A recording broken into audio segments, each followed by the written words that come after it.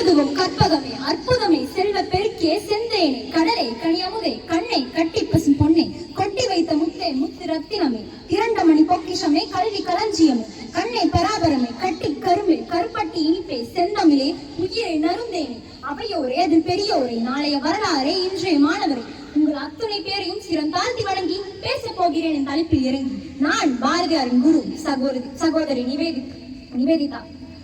பட்டினி கிடந்து பசியால் மெலிந்து பால்பட நேர்ந்திடனும் கட்டி இழுத்து கால்கை முறித்து அங்கம் பிளந்து இழந்து துடித்தினும் பொங்கு தமிழை பேச மறப்பேனோ என்று சொன்னவன் மட்டுமல்ல செய்தவன். தேடி சோறுநிலம் தின்றவன் அல்ல, பல சின்னஞ்சிறு கதைகள் பேசியவன் அல்ல, பல வேடிக்கை மனிதர்களை போல வாழ்ந்து வீழ்ந்தவன் அல்ல. அவரை வீழ்த்தவும் முடியாது, விட்டு விலகவும் முடியாது.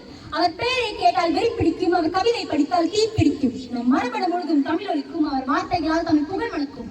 எட்டயபுரத்தில் பிறந்த ஒரு மகாகவி, தமிழ் தாய் பெற்றெடுத்த ஒரு மகா அவதாரம்.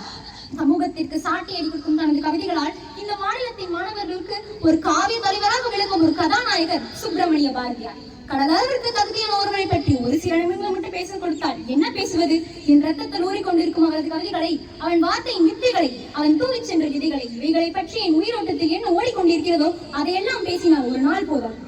தந்தையை இழத்தல், உறுதியான ஒரு முன்னேற்ற பாதையை காண முடியாமல் அலைதல், தானாகவே வரவழைத்துக் கொண்ட அரசாங்கத்தின் விரோதம், வாழ்க்கை முழுவதும் வறுமை, இவற்றின் சோதனைகளுக்கிடையே எதிர் நீச்சலிடும் மனோதிடமுடைய ஒரு மாபெரும் வீரனை தவிர வேறு எவனும் சோர்ந்து போயிருப்பான். அளவற்ற துயரும் வாடவோ அழியவோ செய்யாத படைப்பாற்றலும் கவித்திறனும் இருந்தால் அவன் நாட்டு மக்களை முழுவதும் எழுப்பும் கவிதைகளை எழுதி அழியா புகழ் பெற முடியும் என்பதற்கான உதாரணம் பாரதி. உயிர் கொடுக்கும் கவிதை எழுதி உயிரற்ற சமூகமாக இருக்கும் ஒரு சமுதாயத்தை எழுப்பி அதன் முன்னேற்றத்திற்கு லட்சியம் உங்களோடு வழிகாட்டிய கவிஞன் என் தலைப்புதல்வன் தலைவன் பாரதி.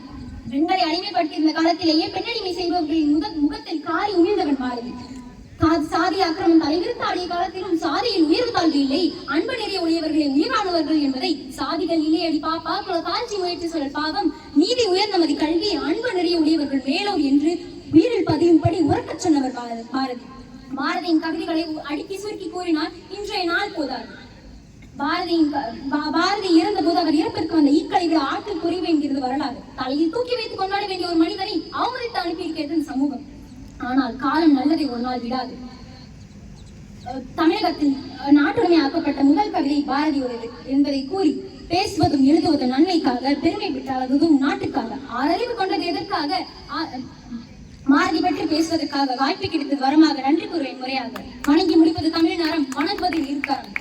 விடைபெறுகிற என் பேச்சை நிறுத்தி வாய்ப்பளித்த அனைவருக்கும் நன்றி செலுத்தி உலகம் உள்ள நாள் வரைக்கும் என் தமிழ் தலைவன் பாரதியின் புகழ் மணக்கும். நன்றி, வணக்கம்.